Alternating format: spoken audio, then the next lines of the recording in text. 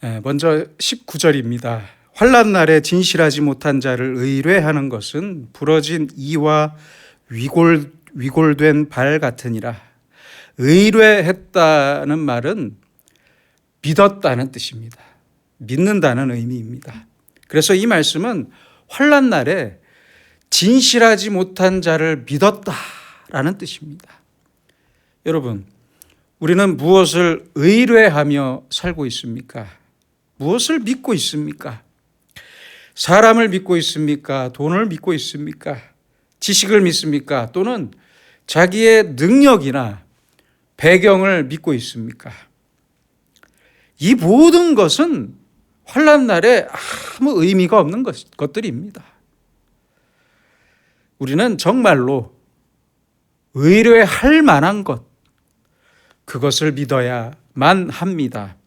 특별히 믿지 못할 사람을 믿고 의지하는 것, 그것처럼 어리석은 일은 없습니다. 그래서 우리는 항상 고민해야 합니다. 내가 믿는 것이 무엇인지를 돌아보며, 솔직하게 돌아보며 살아야 합니다. 내가 지금 믿고 있는 게 무엇이냐는 이야기예요. 무엇을 믿고 사냐는 이야기예요. 사람은 믿을 게 믿거나 의지할 게 아닙니다. 아니에요. 물질도 의지할 게 아닙니다. 자식도 그래요. 그렇잖아요.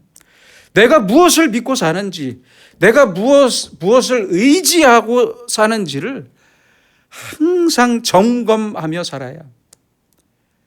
사람은 자기도 모르게 돈을 의지할 때가 많아요. 지식을 의지하기도 합니다. 어떤 사람은 자기는 건강만큼은 자신 있대요. 그렇잖아요. 그리고 그 다음날 가시더라고요. 믿을 것이 못 됩니다. 믿을 것이 없어요. 사실은. 그래서 우리는 무엇을 믿을 만한가를 결정할 때 그 기준을 어디에 둬야 하냐면 오늘 말씀처럼 환난 날입니다. 환난 날. 그 환난 날의 기준을 두고 결정해야 합니다. 환난 날에 그것이 믿을 만한 것이 되는가? 믿을 수 있을까? 이것을 먼저 생각하고 결정해야 합니다. 이런 말이 있습니다. 언제나 내 스스로의 장례식을 먼저 생각하고 살아라. 그렇잖아요.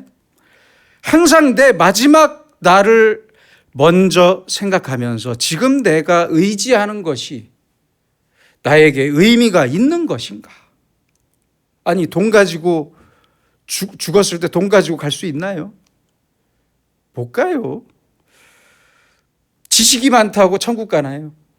아니잖아요. 믿을 만한 것이 되는지 아닌지를 환난 날 또는 내 마지막 날을 기준으로 생각하고 오늘도 꼭 믿어야 할 것을 믿고 살아야 합니다. 믿지 못할 것, 믿을 만한 가치가 없는 것을 믿었다가 나중에 나는 이렇게 될 줄 몰랐습니다. 가슴을 치면서 후회하는 사람들 많아요. 늦었습니다. 그때는 돌이킬 수 없습니다. 나중에 후회하기 전에 미리 알았어야죠.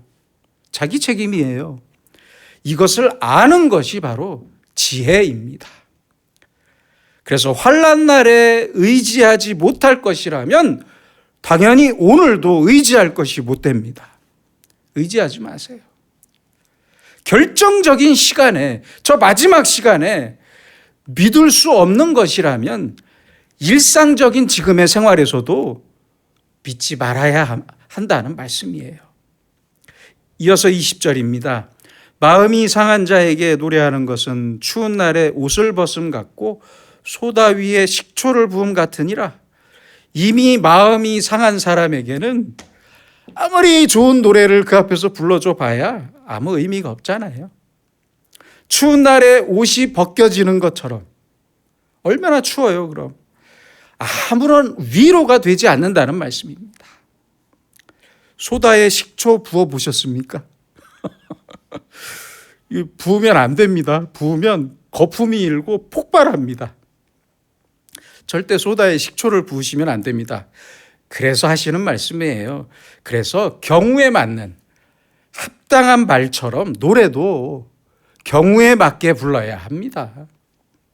아니, 내 기분이나 내 생각이나 내 마음보다는 다른 사람, 마음이 상한 사람의 마음을 먼저 돌아볼 줄 아는 그러한 지혜가 있어야 한다는 말씀입니다. 다음 21절로 22절은 사도 바울이 로마서 12장 20절에서 그대로 인용하셨던 말씀입니다. 21절입니다. 내 원수가 배고파하거든 음식을 먹이고 목말라 하거든 물을 마시게 하라. 자, 여기 배고프고 목마른 사람이 있어요. 이 사람을 보면서 우리는 생각을 하죠. 나에게 원수인가 아닌가? 저 사람이 평소에 나에게 잘했나 안 했나? 나에게 좋은 사람인가 나쁜 사람인가? 이렇게 나를 기준으로 해서 생각할 게 아닙니다. 아니에요. 사람들은 나하고 사이가 좋은지 나쁜지, 이 사람을 도와주면 앞으로 나에게 이로울까 해로울까, 나를 기준으로 해서 득실을 따지는데 그러면 안 된다는 말씀이에요. 이러면 안 된다는 말이에요. 저 사람도 하나님의 자녀예요. 그렇잖아요. 하나님의 자녀이기 때문에 굶주리는 것을 내버려 두면 안 됩니다. 절대 안 됩니다. 그러므로 내 원수가 배고파하면 먹여라. 배고프다고 하면 먹여라. 먹을 것을 주어라. 목마르다고 하면 물을 마시게 하라. 참 중요한 말씀입니다. 우리는 그렇게 생각하잖아요. 사람들 다. 대부분 다 그렇잖아요. 원수가 굶주리면 아이고 잘됐다. 아이, 내가 뭐 힘들게 원수 갚을 필요 없이 기다리면 죽겠구나. 그렇죠? 그냥 기다리면 되겠다 이렇게 생각하기 쉽거든요. 그런데 그게 잘못된 행동이라는 말이에요. 그런 마음을 갖지 말라는 말씀이에요.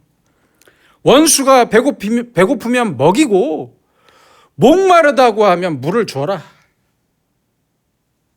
혹 여러분의 마음을 상하게 하고 여러분에게 손해를 입히고 계속해서 여러분을 괴롭히는 사람이 있습니까? 그렇다면 나는 어떻게 해야겠습니까? 저 사람이 나에게 대했던 대로 나도 똑같이 대하면 안 됩니다. 그렇게 하지 말라는 말씀이에요. 행한 대로 갚겠다고 하면 안 됩니다. 절대 안 됩니다. 아니에요. 저 사람이 나에게 어떻게 대하든 상관없어요. 내가 할 일, 하나님께서 명령하신 일은 반드시 해야 합니다. 반드시. 이걸 잊지 마세요. 상대방에 의해서 내 행동이 좌우되거나 하나님의 명령이 바뀌면 안 됩니다. 그렇잖아요. 남이 나에게 잘 해주든지 잘못 대하든지 나쁘게 행동하든지 칭찬하든지 욕하든지 아무 상관없습니다. 아무 상관없어요. 나는 그저 하나님이 시키시는 대로 내가 할 일을 할 뿐입니다. 그게 바로 하나님의 사랑이고 하나님의 지혜입니다. 우리의 지혜입니다. 어떤 사람이든지 굶었다면, 굶주리고 있다면 먹여야 합니다. 목이 마르면 물을 주고 죽어가고 있다면 반드시 돌봐줘야 합니다. 돌봐줘야 합니다. 그것뿐입니다. 바로 이것이 하나님께서 원하시는 절대적인 윤리이고 절대적인 사랑입니다. 바로 이것이 사랑이에요. 상대와는 관계없이, 상대방과는 관계없이 내가 반드시 해야 할 일입니다. 여러분은 어떻게 생각하십니까? 스스로 돌아보시기 바랍니다. 내가 다른 사람에 의해서 또는 다른 사람이 만들어 놓은 상황과 환경에 의해서 내 행동이, 내 마음이 좌우되고 있지는 않은지, 아니면 내 자신에 대해서, 나 자신에 의해서 상대방을 보고 있지는 않은지 돌아봐야 합니다. 가족 간에도 그렇고요. 부부 사이에도 그래요. 상대방에 의해서 내 기분이 온탕과 냉탕을 왔다 갔다 한다면, 좌우된다면 아직도 내가 성숙되지 못했기 때문입니다. 상대가 누구든지 간에 나는 내가 할 도리를, 윤리를 다해야 합니다. 하나님의 사랑을 전달해야 합니다. 어떤 남편은 보면은, 어떤 남편들은 아내에게 아주 작은 일에도 화를 내요. 간이 배 밖으로 나온 남편들이 있어요. 아내가 왜 그렇게 화를 내냐고 아내가 물으면, 나는 원래 안 그런 사람인데 당신과 살면서 내가 이렇게 변했어. 이렇게 책임을 아내에게 돌리더라고요. 뭐 반대의 경우도 있습니다. 솔직히 말합시다. 본래 성격이 나빴지. 아니 그게 배우자 탓입니까? 아니잖아요. 본래 내가 성격이 나쁜 거예요. 이런 논리로는 아무 일도 해결할 수가 없습니다. 세상을, 그리고 가정을 계속해서 차갑게 만들 뿐입니다. 원수가 굶주리면 먹여라. 원수냐 아니냐 상관하지 말고 내가 해야 할 도리를 다 하라는 말씀이에요. 상대가 원수든지 아닌지, 뭐 나에게 좋게 하든 말든 상관없이 나는 내가 할 도리를 다 해야 합니다. 그게 바로 진정한 사랑의 의미예요. 내 눈앞에 목마른 사람이 있다면 하나님이 저 사람을 지금 내게 보내셨다고 생각하세요. 그게 맞아요. 그렇게 생각해야죠. 그렇게 생각하고 물을 주고 마시게 해야죠. 먹여야죠. 그것이 하나님께서 원하시는 우리의 마땅한 도리라는 사실을, 윤리라는 사실을 잊지 말아야 합니다. 오늘도 내 귀에 누가 혹 어려움을 당했다는 소식이 들리거든 하나님께서 나에게 이 소식을 나에게 전해 주신 줄 알고 도와야 합니다. 여기에는 이유가 없어요. 그래서 하시는 말씀입니다. 내 원수가 배고파하거든 음식을 먹이고 목말라 하거든 물을 마시게 하라. 참 귀한 말씀입니다. 그렇게 하면 이제 그 다음의 일을 22절에서 두 가지로 말씀하는데요. 첫째는 그리하는 것은 핀 숯을 그의 머리에 놓는 것과 일반이요 라고 말씀합니다. 바울도 로마서 12장 20절에서 말씀했습니다. 내가 숯불을 그 머리에 쌓아 놓으리라 이렇게 말씀했어요. 이 말씀을 이해하기 위해서는 저 옛날 이스라엘의 풍속을 한번 살펴봐야 합니다. 옛날에 이스라엘에서는요, 가늠한 여인처럼 아주 부끄러운 일을 한 사람에게 아주 결정적인 부끄러움을 보여주기 위해서 사람들 앞에서, 회중 앞에서 그 머리카락을 태웠습니다. 우리도 그렇잖아요. 속 썩이는 자녀들 머리 자르잖아요. 아버지가 머리 가위로 싹둑 잘라버리잖아요. 저도 잘렸어요. 옛날에 한번. 제가 말씀드렸잖아요. 저 예전에 음악할 때 머리 길렀다고. 결국은 아버지한테 한번 잘렸습니다. 그러잖아요. 우리도. 옛날에 이스라엘 사람들은 머리를 안 자르고 수추로 머리카락을 태웠어요. 부끄러움을 알라고. 사람들 앞에서, 많은 사람들 앞에서 그 머리를 태워버렸어요. 공개적으로 태웠어요. 이것은 형벌입니다. 형벌. 이렇게 사람들 앞에서 머리를 태우는 것과 같다는 말씀이에요. 그러니까 원수 입장에서는 아니 저 사람이 날 원수로 생각하니까 먹을 것도 안 주고 마실 물도 안 줄 것이라고 생각했는데 그 생각과는 반대로 내가 원수인데도 불구하고 나에게 먹을 것을 주고 마실 것을 주면 오히려 그 원수였던 사람이 자기 머리를 태우는 것처럼 부끄러움을 느낄 것이라는 말씀입니다. 그래서 이 말씀의 깊은 의미는 내가 원수를 선하게 돕는 것이 오히려 그를 부끄럽게 하고 그 원수를 철저히 갚을 수 있는 방법이라는 뜻이에요. 그렇게 이해하시면 됩니다. 사도 바울도 이 말씀을 인용하고 나서 로마서 12장 21절에서 이렇게 말씀했습니다. 악에게 지지 말고 선으로 악을 이기라. 그게 바로 이 말씀입니다. 그러므로 원수를 사랑하는 것이 진짜 원수를 갚는 일이다. 깨끗하게 갚을 수 있는 것이다. 그 말씀이에요. 원수를 아주 깨끗하게 해결하는 길은 그 원수를 사랑해버리는 거예요. 도와줘버리는 거예요. 줄 게 있으면 줘버리는 거예요. 그리고 잊어버리는 거예요. 그게 원수를 갚는 방법입니다. 배고프면 먹을 것을 주고 목마르면 물을 줘버리세요. 그냥 따지지 말고 줘버리세요. 이러면 그 원수와 나와의 관계가 아주 깨끗해질 것이라는 말씀입니다. 머리카락을 수치로 태운 것처럼 깨끗해질 것이라는 말씀입니다. 둘째는 이렇게 원수를 선으로서 대하고 먹을 것을 주고 마실 것을 주는 사람이 되면 여호와께서 내게 갚아주시리라 라고 말씀합니다. 아주 중요한 말씀이에요. 여호와께서 상을 주실 거라는 말씀이에요. 얼마나 귀한 말씀입니까? 좋은 일을 하려고 너무 노력 안 해도 돼요. 그냥 평소에 기분 나쁜 사람한테, 평소에 나를 괴롭히는 사람한테 한 번 잘해주면 됩니다. 그럼 돼요. 얼마나 귀한 말씀입니까? 예수님께서도 제자들을 파송하시면서 이런 말씀을 하셨잖아요. 어느 집에 가든지 샬롬하고 복을 빌어라. 복을 빌어라. 환영해도 복을 빌고 환영하지 않아도 복을 빌어라. 우리나라 말로 바꾸면 소금을 맞아도 복을 빌어라.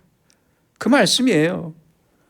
복을 빌어서 저 사람이 복을 받을 사람이면 저 사람이 복을 받을 것이고, 내가 복을 빌었는데 저 사람이 복을 받지 못할 사람이면 그 복이 나에게로 온다고 말씀하셨잖아요. 그 복이 너에게로 돌아갈 것이다 라고 말씀하셨잖아요. 그러니까 모든 사람을 위해서 복을 비세요. 그게 맞아요. 내 원수를 위해서도 복을 빌어버리세요. 빌어야 합니다. 오히려 원수 같은 사람을 더 많이 자주 기도해 주세요. 내 배우자가 원수 같습니까? 그러면 배우자를 위해 왜 웃으십니까? 배우자를 위해 더 많이 기도하시고 더 많이 사랑하시고 더 많이 밥을 차려주세요. 여호와의 상을 받는 지름길이 바로 여기에 있습니다. 말씀하시잖아요. 성경에서. 원수를 사랑해야 합니다. 아주 못된 사람도 하나님께서 나에게 보낸 사람이다. 나에게 복을 주시기 위해서 보낸 사람이다. 이렇게 생각하고 잘해줍시다. 사랑하세요. 개인적인 말씀이라 죄송하지만 제가 그렇게 친한 사이는 아닌데 어느 좀 한 달이 건너 친구의 아내 이야기를 들은 적이 있어요. 같이 밥 먹는 자리에서 정말 그 얘기를 듣는데 저 같으면 같이 못 살 정도더라고요. 너무 못된 사람이에요. 말하는 것도 그렇고 시아버지나 시어머니에게 하는 짓도 참 너무하더라고요. 시어머니가 반찬을 해 오시면 얼굴이 보기 싫어도 문을 열어드려야 되잖아요. 집에 없는 척하면서 문도 안 열어준대요. 그리고 그 시부모님이 오시면 남편하고 여관방 가서 자라고 그런대요. 실화입니다, 실화. 그래서 제가 그 친구에게 물었어요. 야, 미안하지만 그 재수 씨가 보통은 아닌데 어떻게 데리고 사냐? 어떻게 견디고 사냐? 그러자 친구는 세상을 초월한 얼굴로 저런 사람 내가 데리고 살지 않으면 누가 데리고 살겠냐? 하나님이 나한테 보내셨다고 생각하고, 진짜 이렇게 얘기했어요. 하나님께서 나에게 보내셨다고 생각한다. 그래서 그냥 데리고 산다. 애들 보고 산다. 이렇게 말하더라고요. 그 친구의 얼굴이 정말 세상을 달관한 사람처럼 보였습니다. 존경스러웠습니다. 솔직히. 25절입니다. 먼 땅에서 오는 좋은 기별은 목마른 사람에게 냉수와 같으니라. 먼 땅에서 오는 좋은 기별, 이것은 신약의 입장에서 해석하면 유앙겔리온, 즉 복음입니다. 복음. 바로 전쟁에서 승리했다는 소식을 말합니다. 전령이 저 멀리 전쟁터에서 전쟁이 이겼다는 소식을 가지고 먼 길을 뛰어옵니다. 그래서 성에 도착해서 남편이나 아들을 기다리면서 성문에 모인 사람들에게 외쳐요. 승리했습니다. 바로 이게 복음이라는 뜻이에요. 이렇게 승리의 소식을 전하면 모든 사람들이 기쁨으로 환호를 합니다. 그렇지 않겠습니까? 그런데 여기 중요한 것이 또 하나 있습니다. 잘 생각하세요. 아무리 좋은 소식, 아무리 좋은 승전의 소식, 아무리 좋은 복음이라도 내가 그 소식을 듣지 못하거나 믿지 않으면 복음은 복음이 될 수 없습니다. 이 사실을 잊지 마시기 바랍니다. 실제로요, 세계 2차 대전이 끝나고 나서 그 종전의 소식을 듣지 못하고 정글에 숨어 지내던 일본 군인들이 있었는데 그 중에 오노다 히로라는 일본군 소위는 2차 세계대전에 참전했는데 그 2차 세계대전이 끝났다는 소식을 듣고도 믿지 않아서 29년 동안 필리핀의 정글에 숨어 살았답니다. 그리고 더 안타까운 것은 필리핀 사람을 30여 명을 죽였대요, 그동안. 거의 1년에 한 명씩 죽인 꼴이죠. 참 정말 어리석은 사람입니다. 여러분, 좋은 소식, 복음의 소식, 복음을 듣지 못하거나 믿지 못하면 얼마나 안타까운 일입니까? 그래서 좋은 소식은 목마른 사람에게 냉수와 같다라는 말씀입니다. 26절입니다. 의인이 악인 앞에 굴복하는 것은 우물이 흐려짐과 샘이 더러워짐과 같으니라. 악인이 의인 앞에 굴복하면 그 의가 악에 섞여서 의를 잃어버린 혼탁한 세상이 된다는 말씀이고요. 끝으로 28절입니다. 자기의 마음을 제어하지 아니하는 자는 성읍이 무너지고 성벽이 없는 것과 같으니라. 로마의 정치가이자 철학자였던 키케로는 아주 많이 화가 난 사람이 생기면 자기가 저 사람 때문에 많이 화가 나면 이렇게 생각을 했다고 해요. 저 사람은 어차피 죽을 거다. 내가 안 죽여도 된다. 날 화나게 하는 사람에게 그렇게 생각을 했다고 합니다. 여러분, 사람들은 자기 마음을 다스리지 못해서 이 작은 내 마음을 다스리지 못해서 층간소음으로 싸우거나, 그렇죠? 층간소음 때문에 살인을 저지르거나 항공기 안에서 난동을 부립니다. 그렇죠? 땅콩 회항 기억나십니까? 그 조그만 땅콩 하나 때문에 이게 무슨 일입니까? 태권도 관장이 아이를 죽였습니다. 아이 때문에 화난다고. 길거리에서 아무 상관없는 사람을 찔러 죽이고, 심지어는 자기 부모를 폭행하기도 합니다. 그렇잖아요. 돈 안 준다고, 용돈 안 준다고. 나이 40이 넘은 아들이 70이 넘은 어머니를 때렸어요. 세계적인 발레리나였던 강수진 씨는 한 걸음을 걸어도 나답게라는 자서전에서 이런 말을 했습니다. 어느 세계에서 일하건 가장 힘든 것은 나를 다스리는 일이다. 발레단을 책임지는 내가 나를 다스리지 못하면 그 영향이 다른 단원과 직원에게 고스란히 전해진다. 내 안이 완전하지 않으면 일이나 관계에서 균열이 생긴다. 리더가 존경할 수 있는 모습을 보여야만 조직이 하나로 똘똘 뭉쳐진다.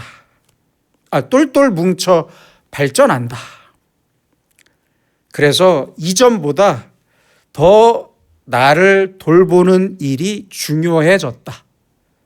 참 좋은 이야기 같습니다. 그래서 우리는 내 마음을 잘 다스려야 합니다. 내 마음을 다스리지 못하면 성벽이 없어서 무너져버린 성읍처럼 나 때문에 다른 사람들이 아주 위험한 상황에 빠지게 됩니다. 아주 심각한 상황에 놓이게 됩니다. 그래서 무엇보다 내 마음, 내 감성, 내 마음 이것을 다 잘 다스려서 불안하거나 화를 내지 않도록 하고 절망하지 않도록 하고 특별히 교만하지 않도록 내 마음을 잘 다스려야 하고 날마다 하나님께 내 마음을 잘 다스릴 수 있는 지혜와 능력을 구해야 할 것입니다. 기도하겠습니다. 전능하신 아버지 하나님, 우리로 하여금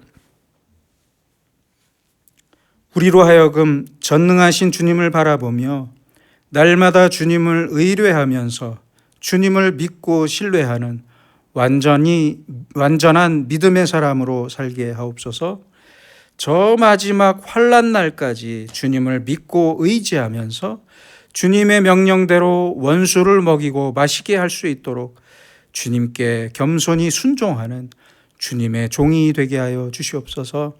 그래서 나의 원수가 숯불로 머리를 태우는 것처럼 스스로 부끄러움을 알게 하시고 주님께서 갚아주시는 복을 누리며 사는 복된 사람들이 되게 하여 주시옵소서.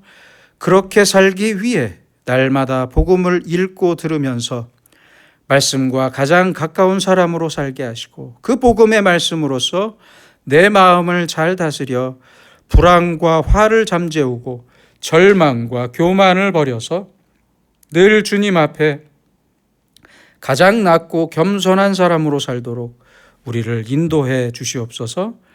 예수님의 이름으로 기도드립니다. 아멘.